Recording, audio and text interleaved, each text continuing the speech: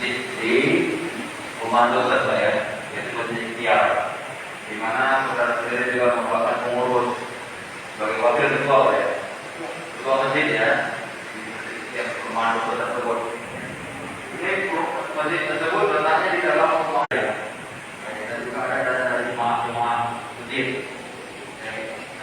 Ingin kami tanyakan kira-kira kepada saksi, apakah ada sumber dana lain dalam pemberian bangunan masjid tersebut selain dari bantuan dari masjid atau selain dari bantuan dari jemaah masjid?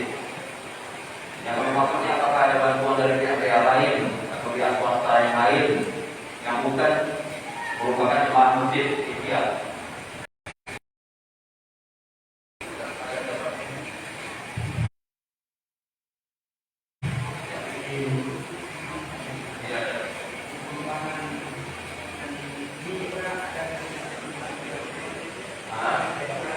Ya dulu ya.